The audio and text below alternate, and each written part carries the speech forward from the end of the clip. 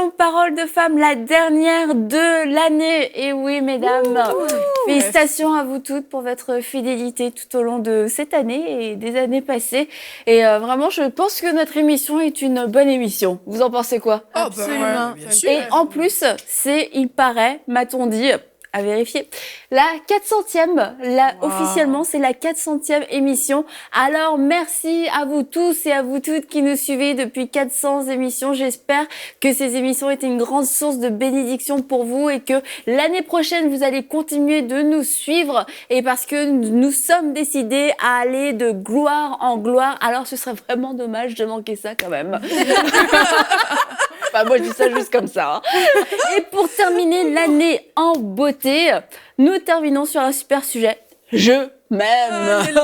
Je m'aime, que ce soit notre déclaration pour terminer cette année et pour l'année à venir et l'année encore à venir.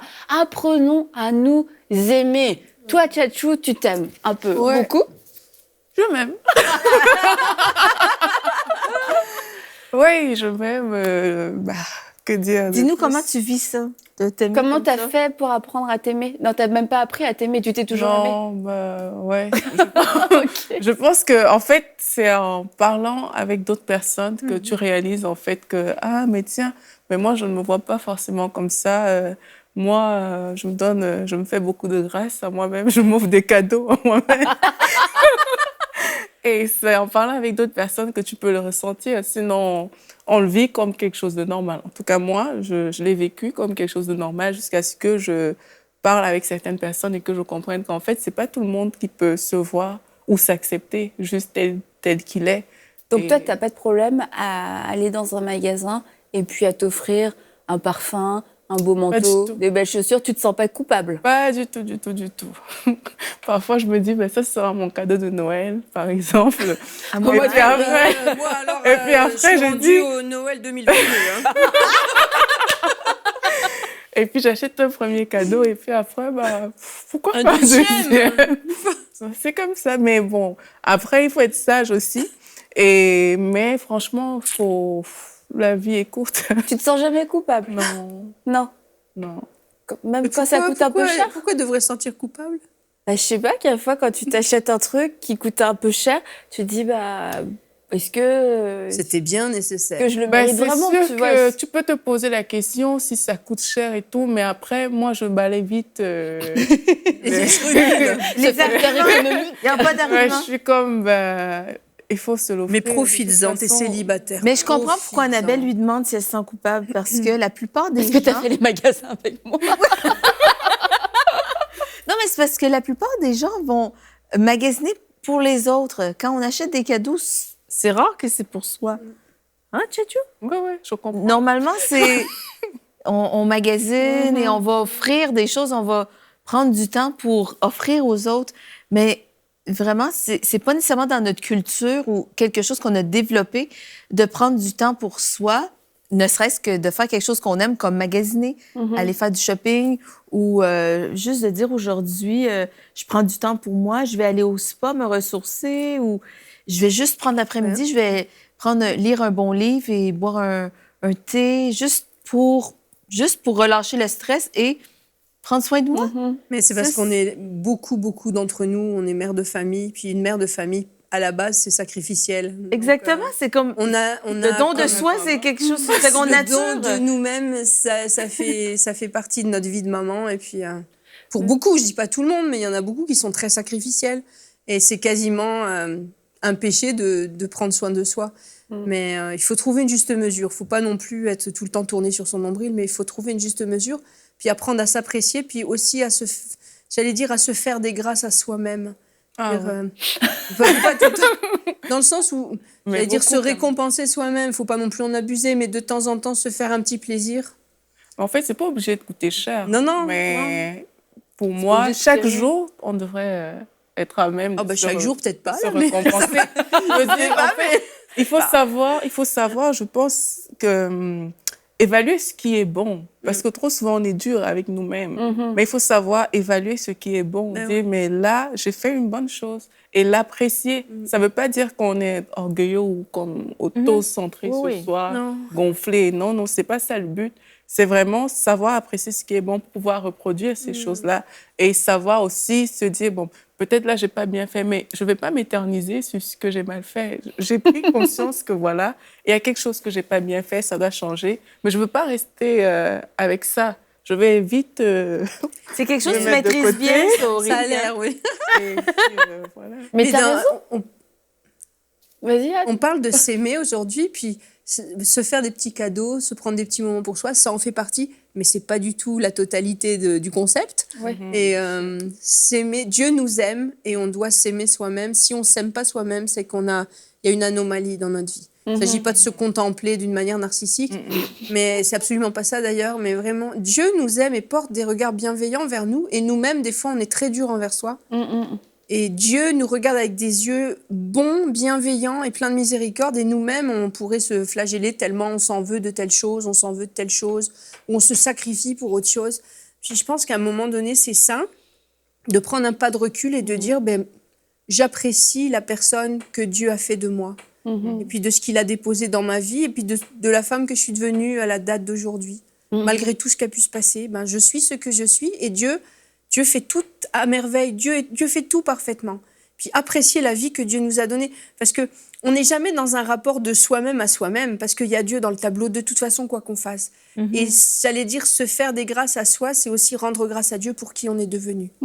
Mais tu parlais tout à l'heure le fait d'être mère, qu'il y a ce côté du sacrifice qui est très fort chez la femme. Mais en plus, lorsque tu es chrétienne, je crois que c'est encore plus fort parce qu'il y a toute une pensée religieuse qu'on dénonce. Et puis, quelque part, je crois qu'on en est toutes un peu victimes d'une façon ou d'une autre.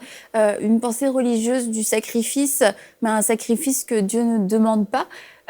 Aussi du don de soi, mais avec nos propres efforts, notre propre vision, et aussi un esprit de performance qui nous pousse à penser que Dieu n'est même pas en fait d'accord avec le fait qu'on puisse user de grâce envers nous-mêmes, qu'on puisse apprécier la personne qu'on est, et que quelquefois on peut aussi mériter ce moment de repos. Et parce que, quelquefois, on nous l'a juste pensé, mais quelquefois, c'est juste nous, on est bloqués dans nos pensées. Et tu te dis, Dieu nous aime et on doit le savoir. Et c'est vrai. Et quelquefois, souvent, quand on s'aime pas, c'est parce qu'on n'a pas accepté le point de vue de Dieu sur nous. On est prêt à accepter, oui, la parole de Dieu, c'est la vérité. Mais alors, quand ça me touche à moi dans les bonnes choses...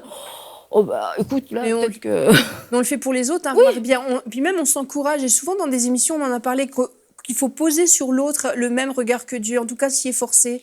Et de savoir, toujours dans nos rapports avec autrui, que Dieu pose des regards bienveillants sur l'autre. Et nous demande d'être ses ambassadeurs. Et moi aussi, il pose des regards bienveillants sur moi.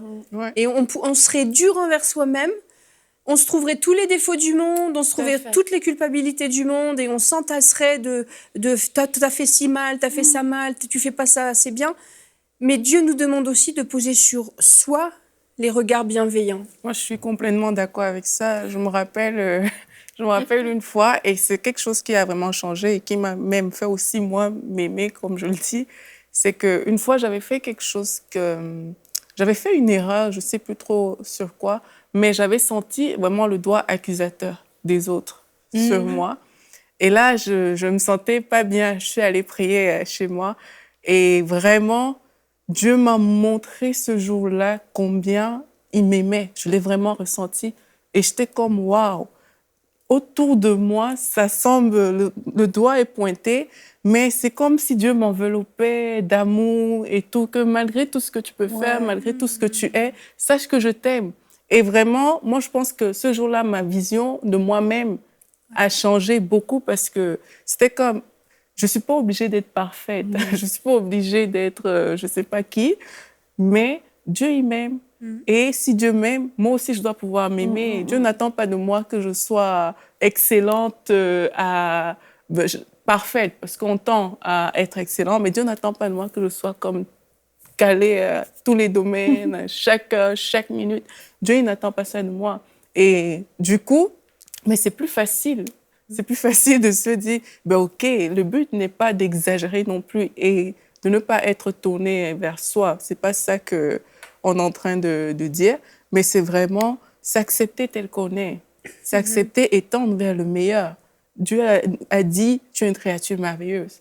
Mais il faut pouvoir se le dire, il faut pouvoir se le répéter. C'est pas la couleur de ma peau qui fait de moi une créature merveilleuse. C'est ce que Dieu a dit. Oui. C'est pas mes formes qui font de moi une créature merveilleuse. C'est Dieu a dit que je suis une créature merveilleuse. OK, je le prends. C'est la parole de Dieu, on croit.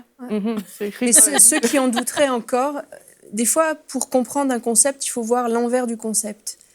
Et on est dans une société qui fonctionne sur l'insatisfaction. Le moteur de la société, c'est l'insatisfaction. On provoque des insatisfactions pour te faire acheter des crèmes pour maigrir. On provoque une insatisfaction pour te pousser à te faire bronzer ou te faire pâlir la peau, te faire de la couleur de cheveux. Donc le moteur, c'est l'insatisfaction. Et ça, c'est l'esprit du monde. Et au contraire, le moteur pour Dieu, c'est la satisfaction, l'action de grâce. Et donc, quand on est chrétienne et qu'on se rend compte que dans notre vie, l'insatisfaction est le moteur de plusieurs de nos comportements, il y a un problème. Parce que le moteur de Dieu, c'est la satisfaction et l'action de grâce, pas l'insatisfaction. C'est vrai. T'es d'accord, Mathilde? Tu réfléchis encore, c'était profond. Mais c'est vrai que l'insatisfaction est aussi la convoitise, finalement, la convoitise qui engendre ou qui a engendré, je sais pas lequel commence, lequel attire lequel, avec la comparaison dont on a aussi souvent parlé, se retrouve dans plusieurs schémas malsains de notre vie. Et lorsqu'on n'arrive pas à s'aimer aussi, quelquefois, c'est parce que on trouve qu'il y a d'autres personnes qui sont mieux que nous. Or, Dieu ne porte pas du tout ce genre de regard sur nous. Et moi, je trouve ça super quand j'entends Aurélie dire « Oui, je m'aime ». Mais je dois dire que ça me surprend toujours parce que c'est rare d'entendre des gens le dire « Je m'aime ». Et puis, en ce qui concerne Aurélie, je veux dire, c'est super sain, c'est vraiment génial. Et à chaque fois, je me dis « Je suis vraiment admirative de voir quelqu'un qui a la liberté et l'assurance de pouvoir dire oui, je m'aime. Je m'aime pas parce que je suis juste géniale par moi-même. Je m'aime parce que Dieu a dit que j'étais une créature merveilleuse. Et puisque la Bible le dit, je le crois et je le confesse. Amen. Et je vais vous le dire à vous tous. Oui, je m'aime. Et franchement, à chaque fois, moi, ça me bénit quand j'entends Aurélie le dire. Et je crois que c'est je trouve que c'est dommage de ne pas pouvoir l'entendre plus souvent. Et c'est pour ça que ça me surprend à chaque fois que je l'entends, parce que on l'entend rarement. C'est rare que tu trouves des gens qui disent « Non, moi je m'aime. Vraiment, je loue Dieu pour ma personne, ce qu'il a fait en moi, mes belles qualités. » C'est rare que les gens disent ça quand même. Je pense que dans notre univers, ça peut être perçu comme étant de la vanité. De l'arrogance. La vanité. Oui, de la vanité. Fait, donc, les gens n'osent pas reconnaître qu'est-ce qui est bien en eux. Puis la Bible dit, qui a haï son propre... Tu sais, personne n'haït son propre corps. C'est Paul qui a dit ça, je crois. Et puis, c'est ça, en fait. Tu lis ces paroles-là, puis tu te dis, en fait, la plupart des gens que je connais ne s'aiment pas. Donc, parce que souvent, c'est comme si on s'aime un peu trop. Là, t'es perçu comme étant quelqu'un de superficiel, de charnel. Voilà. Je suis vaniteuse et c'est juste de la vanité. Donc, je vais être sobre. Mes sentiments envers moi-même seront sobres. Donc, je préfère m'abaisser. Et puis ça, en fait, c'est de la fausse humilité. Et puis, c'est perçu comme étant très noble, mais en vérité, c'est pas ce que la parole de Dieu dit à propos de nous. Comme tu dis, Aurélie, la parole de Dieu dit qu'on est une créature merveilleuse.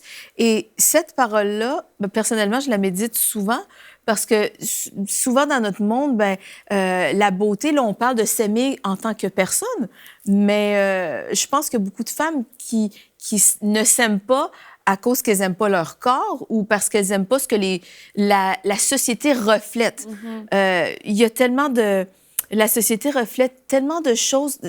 Il y a un stress, il y a une pression de performer. Comme j'aime beaucoup, tu disais qu'il y avait...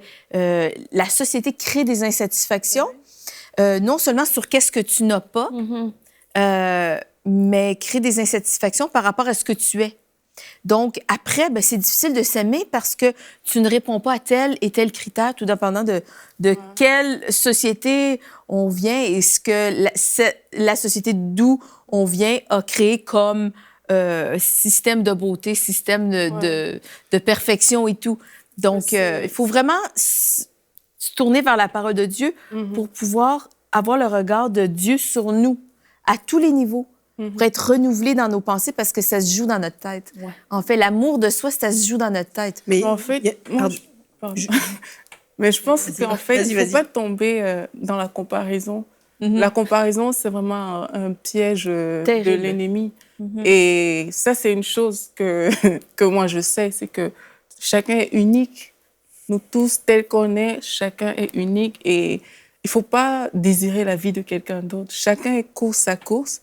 Et Dieu a mis en chacun de nous un but, un propos pour lequel il l'a créé. Et c'est Dieu l'architecte, en fait. Quand on comprend ça, personnellement, il y a beaucoup de gens qui me questionnent, par exemple, par rapport à la question du mariage. Mais moi, je dis toujours, chacun court sa course. Je ne vais pas commencer à venir envier telle chose, à faire ci. C'est sûr que, oui, j'ai le désir, oui, je le veux bien, mais j'ai ma course à courir. Et le plus important, à la fin, c'est vraiment que je sois dans le plan de Dieu, parce que je suis consciente que Dieu a prévu quelque chose pour moi. Je suis consciente de la bénédiction de Dieu qui m'entoure. Je suis consciente, je parle du mariage, ça peut être de l'argent, ça peut être de tout. Je dis, chacun a sa trajectoire. Il y a des temps dans lesquels je suis, une autre personne n'est pas dans ces temps-là, gloire à Dieu. Il y a des temps où d'autres personnes sont, je ne suis pas encore arrivée là, gloire à Dieu, mais je ne vais pas commencer à aller ouvrir mes yeux sur les autres. Pourtant, j'ai un chemin à courir, j'ai un couloir dans lequel Dieu m'a placé. Je vais réussir ma vie quand je vais marcher dans mon couloir. Ce n'est pas quand je vais aller emprunter dans le couloir d'autrui que ma vie va réussir. Donc, si on comprend ça, on se concentre sur qu'est-ce que Dieu attend de nous. Et c'est ça qui fait en sorte que tu n'as pas de complexe parce que tu es focalisé sur « OK, voici ce que Dieu attend de moi, voici ce que je veux faire ça pour plaire à Dieu, je veux apprendre à connaître Dieu pour me connaître moi-même. » Et ça te focalise, ça t'évite de dévier à gauche, à droite et d'ouvrir tes yeux sur les choses que tu ne devrais pas regarder, en fait. Amen. Non, je disais, ça pourrait se résumer. On parle de s'aimer soi-même, mais on peut dire être juste bien dans sa peau. Ouais. Bien dans sa peau, c'est être bien avec ce qu'on est, bien avec ce que Dieu a fait de notre vie. On n'a pas de complexe, on n'est pas jaloux des autres, on est juste bien dans sa peau. On est ce qu'on est, et puis gloire à Dieu. Et puis par la grâce de Dieu, je suis ce que je suis. C'est vrai, mais quelquefois, c'est pas facile à appliquer au quotidien parce que tu parlais d'une situation qui s'est présentée dans ta vie où tu as senti le doigt accusateur des autres. Et puis, c'est vrai que quelquefois, on fait des boulettes, hein, franchement. Bah ouais. Quelquefois, on fait des erreurs où on n'est pas à notre max, on a pu se tromper dans le travail, on a pu faire des erreurs, des grosses erreurs. Et il y a des gens qui se font licencier. Après, tu te dis, bah attends, est-ce que je suis incompétent? Et t'as des reproches. Et ces choses existent, et d'où l'importance d'avoir cette communion avec Dieu pour se rappeler qui on est réellement aux yeux de Dieu, que l'erreur a été là, oui, j'ai commis une erreur, mais l'erreur ne me définit pas, l'erreur ne fait pas de moi un échec. J'ai peut-être vécu un échec, mais comment je vais réussir à me relever? Et je crois que quand on ne s'aime pas, on ne se donne pas non plus l'opportunité, et on ne donne pas l'opportunité à Dieu de nous relever, parce que finalement, on se retrouve dans une situation qu'on estime normale, vu qu'on ne s'aime pas, vu que je suis nulle, vu que je suis minable, bah c'est normal que l'échec fasse partie de ma vie. Et quand on se traite comme ça, lorsqu'on ne s'aime pas, je crois aussi que la Bible nous dit « aime ton prochain comme toi-même ». Et ça s'adresse pour nous, mais les autres aussi. Et lorsqu'on a une mauvaise image de soi, une mauvaise estime de soi, on va permettre aux gens de nous traiter quelquefois comme des personnes à rabais, des personnes c'est comme je me trouve nulle, traite-moi comme une nulle, j'ai pas d'estime de moi, vas-y, t'as le droit de me parler n'importe comment. Bah oui, et c'est comme ça que on peut se retrouver dans des relations abusives. Et puis quelquefois tu vois des femmes, mais pourquoi t'es pas partie? Enfin, pourquoi t'es restée avec cette personne-là? T'as pas vu qu'il te traitait mal? Je me suis dit que je retrouverais jamais personne d'autre de toute manière. Et lorsqu'on ne s'aime pas, on se met en danger parce qu'on ne permet pas à Dieu, on ne permet jamais à Dieu finalement de nous donner le meilleur. Et moi, je pense même, en parlant de par exemple, des personnes qui se retrouvent dans certaines situations, c'est que des personnes qui ne s'aiment pas ont tendance à attirer des bourreaux. Vraiment, des personnes qui vont encore les rabaisser. Parce qu'elles n'ont justement pas compris leur valeur, c'était quoi. C'est pour ça que c'est important vraiment de savoir d'où on vient. C'est quoi notre identité propre? C'est vraiment important de le comprendre. Parce que, un peu comme dans toute famille, si tu veux connaître ton histoire, il faut que tu ailles chercher les origines de ton père, de ta mère et tout. Mais nous qui sommes des nouvelles créatures en Christ, c'est important de rechercher nos origines et de comprendre que c'est Dieu qui est notre standard. C'est vraiment Dieu qui est notre échelle de valeur. Et quand on comprend ça, mais il faut, parce que c'est un combat dans les pensées. C'est la pensée que j'ai de moi qui fait en sorte que je peux me lever dans certaines situations, que je peux m'apprécier, que je peux même dire les choses que je dis aujourd'hui sur ce plateau. C'est parce que j'ai une pensée à l'intérieur de moi. Mais si on n'a pas cette pensée-là, mais on va vite tomber dans n'importe quoi et les autres vont venir nous définir, la société va nous définir. Ouais. C'est pour ça que c'est important de retourner à la source. Et la source, c'est Dieu. Et qu'est-ce que Dieu pense de moi? Comment Dieu me voit? Comme on disait déjà, on est des humains et on va faire des erreurs. Et le cœur de l'homme est parfois accusateur, ou bien parfois il y a des gens qui te montrent toujours tes limites. Les choses que tu n'as pas, c'est ce sur quoi on va venir insister. Mais si tu ne comprends pas, si tu ne vas pas chercher qui tu es vraiment et que tu ne laisses pas ces choses rentrer dans tes pensées, dans ta tête, pouvoir te définir, mais tu vas finir avec des personnes, un rien va t'attrister. Quand quelqu'un va dire « Ah, mais toi, tu n'as pas beaucoup d'argent, finalement, tu es pauvre », ça va t'attrister. Pourtant, si tu sais que non, dans ma nature, je ne suis pas appelée à être pauvre. Il y a une provision qui est disponible pour moi, dans laquelle je peux puiser. Mais là, tu as l'élan pour aller chercher cette provision-là. Mais si tu ne sais pas, on te dit ça, tu te dis « Ah, mais tiens, c'est vrai, en fait, je suis pauvre ». Et là, ça te plombe complètement. Donc vraiment, moi, j'encourage les personnes qui nous suivent à rechercher leur vraie identité et à choisir vraiment que c'est cette identité-là qu'elles vont porter. Je choisis de porter mon identité en Christ et c'est quand je vais la porter que je vais la voir se manifester encore davantage. C'est pas quand les choses ne nous tombent pas sur la tête comme ça, c'est que c'est intentionnel. Je saisis mon identité, je la capte, je la déclare comme on a vu cette semaine et puis je vais voir ces choses arriver dans ma vie. Dans le fond, je laisse... Amen, oui. Je vais laisser Dieu définir mon identité et non les autres. Parce que les autres ou moi-même ne seront pas nécessairement les meilleurs juges. Mais Dieu dit, tu as de la valeur, tu as du prix à mes yeux et je t'aime. Et je pense que c'est quelque chose qu'il faut se rappeler constamment. Et comme on parlait des gens qui se sous-estiment à un tel point, qui se permettent de vivre toutes sortes de relations qui sont malsaines parce qu'ils ne croient pas qu'ils ont de la valeur, eh bien, rappelez-vous que vous avez de la valeur aux yeux de Dieu. Et vraiment, cette année, je pense que ça peut être un point tournant de savoir que vous avez de la valeur. Si on sait qu'on a de la valeur aux yeux de Dieu, ça peut complètement changer la destinée de tous ceux et celles qui nous écoutent. Parce que si personne ne l'aura jamais dit, eh bien, on ne peut pas le savoir. Donc aujourd'hui, on aimerait vous dire, vous avez de la valeur aux yeux de Dieu. Vous êtes précieuse et il vous aime. Nous vous aimons. Et Dieu a une destinée extraordinaire pour vous. Et vraiment plein de trésors dans sa présence sont en lui. Vraiment. Ouais, c'est pas une année, je pense, où on doit encore traîner nos vieux boulets des années passées. On peut accepter aujourd'hui, je suis une créature merveilleuse. On a tout au long de cette semaine donné des ingrédients qui sont vrais, qui sont véritables, qui fonctionnent. C'est pas une formule magique, c'est la parole de Dieu, la prière, notre confession, le fait de semer de l'amour, c'est le message, je dirais, basique de l'Évangile. Et si on met ces choses en pratique, on n'a pas d'excuse pour ne pas progresser et aller de gloire en gloire. Et deux, il n'y en a pas. Ça sonnait bien quand j'ai commencé de 1. Mais bon, je m'aime quand même. Oui, Anne? Non. Mais voilà, mais ceci dit, c'est vrai que pour être totalement franche, perso, je trouve ça difficile de dire bah oui, je m'aime tous les jours de ma vie, à toutes les minutes de ma vie, toutes les secondes de ma vie, parce que je trouve qu'il y a des moments, je suis pas forcément aimable. Je suis gentille, hein, mais aimable dans le sens être aimé. Ouais. Mais Dieu a un regard tellement bienveillant envers nous. Ouais. Et comme tu l'as raconté, Aurélie, on doit chercher ces moments où, Seigneur, mais regarde-moi, montre-moi ton regard, parce que ça va tellement nous ressourcer, nous faire du bien. Ouais. Et c'est vrai que les accusations sont là. Tu penses à la femme adultère. La femme adultère a fait le mal. La femme adultère, elle était adultère. Et Jésus a posé un regard qui était totalement différent que tous ces hommes qui étaient là, prêts à lui jeter la première pierre. Et c'est le regard d'amour de Jésus a sauvé cette femme et a confondu ses ennemis. Et on doit accepter ce regard bienveillant et arrêter d'être aussi dur et dur avec nous. Bah, la culpabilité, je veux dire, on en fait des gaffes. Hein. Et puis, c'est malheureux. Je veux dire, on aimerait ne jamais en faire.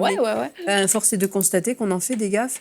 Mais il ne faut pas être plus dur avec soi-même qu'on le serait avec un autre. Et puis, toujours garder en tête que Dieu ne s'est jamais fait d'illusions sur nous. Il sait d'où on vient.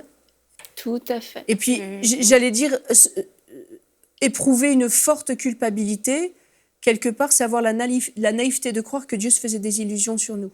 Dieu s'en faisait pas, il s'en fait toujours pas, et vous en ferez d'autres des gaffes. Mais Dieu vous aime. Mais moi, j'ai envie de dire même que rester dans la culpabilité, c'est mettre de côté ce que Jésus a fait à la croix pour nous. Parce qu'à la croix, il a pris notre honte.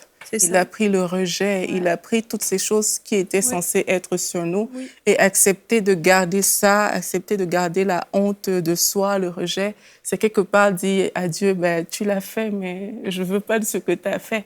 Donc, il faut vraiment déposer tout à la croix de Dieu et comprendre que Jésus l'a pris. Il ne m'appartient plus de porter cette honte, il ne m'appartient plus de porter cette culpabilité. Jésus a tout accompli et vivre avec ce que Jésus a fait pour nous, en fait. C'est vrai. Wow.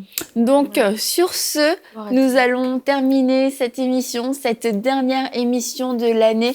Et nous prions pour que vous puissiez avoir une nouvelle année qui sera bénie, qui sera prospère. Et une année aussi d'obéissance où vous allez accepter la volonté de Dieu, accepter la vérité de Dieu vous concernant pour que vous puissiez vivre des choses extraordinaires et que vous soyez aussi une solution pour ce monde, pour cette génération, que vous ne cachez plus les trésors que vous avez mis en vous. Vraiment libérez ce que Dieu a mis en vous. Le monde en a besoin.